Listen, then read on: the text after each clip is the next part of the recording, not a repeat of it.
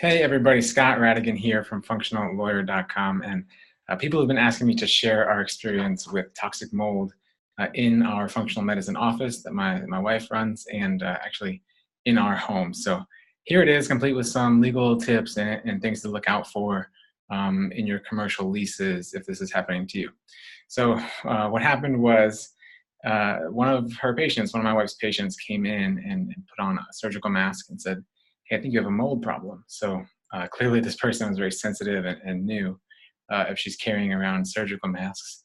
And on top of that, looking back, some of our staff, or my wife's staff, was complaining about headaches and not feeling great being in the office. And my wife had the same complaint as well. And so when that patient said that, we immediately had to take it very seriously, as you might imagine.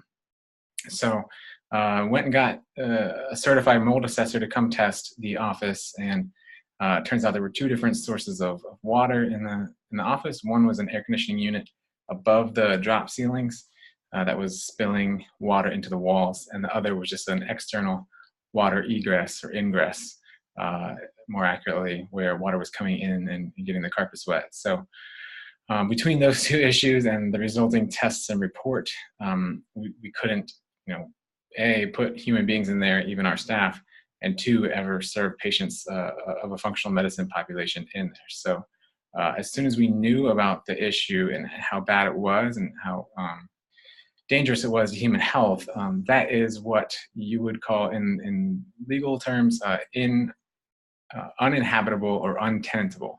So what that term means is there's a portion or all of a space that's you're not able to use. So either through fire or mold, different areas of use that you can't use them, right? So in this case, it was our whole office. The mold was everywhere, and we couldn't go in there and subject people to this environment or run our business. One of the reason why it was untenantable. So untenantable is a commercial real estate term. Uninhabitable is what you would use for your house if you were renting from a landlord in the same situation. So one of the reasons why is because on our commercial lease it said it was to be used for a medical office. And so it's specifically not fit for the purpose for which we entered the lease. And so when that happens, either in commercial use or in home use, which I'll get to in a minute, that means it's untenantable in the commercial sense. So what you would do is notify your landlord immediately, say it's untenantable, we can't use it.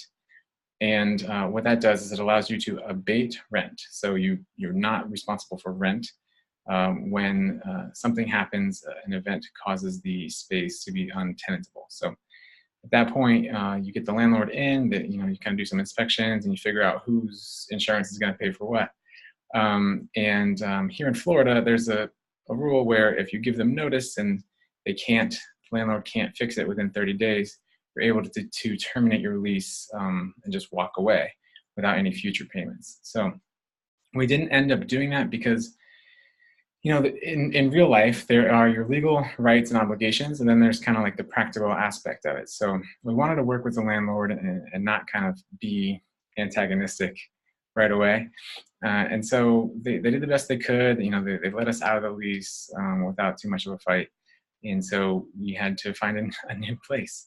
So what happened was, in the interim, there was some neighbors of ours in the same complex that allowed my wife to kind of conduct her in-person visits at their space, but her staff worked from home. It was a big disruption, probably a loss of profits that you could probably argue for tax purposes. And if you were to try to hold somebody accountable, like your landlord, if it was their fault, you can argue lost profits in that sense.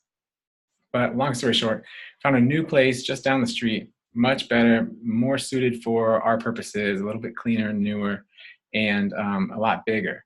So it's enabling us to long-term grow a little bit. But in the meantime, we had to throw out most of our porous things and wipe down and clean as much as we could. All of the non-porous things, we ended up getting rid of, I would say, about 95% of the personal property in the office. So it was a big deal that way. So we got a new lease, a new place. We outfitted it with new furnishings and personal items, and so good things happening there. But I want to talk about the legal aspects. So one, you can likely terminate your lease. We can definitely abate rent if all or a portion of the space you're leasing is untenantable or uninhabitable, whether that's through fire or smoke damage or some sort of a flood. Make sure you check your lease for that. Number two is you might be able to terminate early if it makes it, like it's going to be a while. So if it's going to take them 90 days, 120 days to fix it, well, you can't be without a business for that long. You want to get moving on finding a new place. So keep that in mind when you, if this happens to you, and if you maybe kind of need to reassess your options quickly, because it takes a little while to get into a new place, as you might imagine. But when we found out there was mold at our office, we said to the inspector, hey, why don't you come to our house? Because my wife, Linda, was experiencing some issues at home and had always suspected it. And so sure enough, we got the mold report back, or the testing reports back anyways. And, I'll never forget the line. It says, reoccupancy is not advised until remediation efforts could take place. And so with a 3 and a 5-year-old in the house, and with what was kind of off the charts toxic mold, we checked into an Airbnb that night. So we were new to the area and still kind of figuring out where we wanted to buy a place. So thankfully we were renting, and it was our landlord's problem. Well, she was responsible for remediating. So same thing, it's uninhabitable in a residential lease. And same thing where there's some statutory language where you can terminate after 30 days, but we worked it out with her amicably. And so thankfully we had good insurance, and they paid for our temporary housing until we found a new house not too far away. And all new things, we had to get rid of all of our stuff, all new things. Insurance doesn't quite pay for anything when it comes to mold. They might pay for it if there's visible mold on it, or if it was damaged by water. So check if you have renter's insurance, or if you have homeowner's insurance, or if you are using a commercial space and you have just kind of general business insurance. Double check that and look for mold language in there. And I got to be honest with you, insurance companies typically don't cover it if they don't have to. And some of these insurance policies are so complicated to read. Even as an attorney, someone like me who's trained to read contracts and statutes that have references here and there and everywhere else, and it's a section, very, very archaic language and really tough to read. So there's exceptions all over the place, and there's coverage limits everywhere, and really, really tough. So either have, if you know somebody in insurance, have them read your policy, or just kind of get some quotes around and see who's going to cover more. So long story short, after about 4 months, we had to change my wife's office, our house. I get all new things at home, all new things in the office, have our kids move houses. And so thankfully they've come out of it pretty well for the wear, or pretty good, pretty well. And, not too much that they really complained about. It was tough there for all of us for a little bit, but thankfully everything turned out okay so far. And we are looking forward to moving on in a mold-free house now. So a couple of things to keep note of too, not necessarily legal, but in your house, in your office, kind of just keep an eye out for leaks or places where water can sink or seep into. So, big deals is caulking, or the cracks around your sinks, the cracks around your bathtubs, the tiles in your showers are big culprits. Check under your sink every once in a while for that little J little loop under the sinks. And then also a big culprit is the line that connects the water from the wall to your toilet, or from the wall to the sink itself. So those are usually made out of like a metal braid material.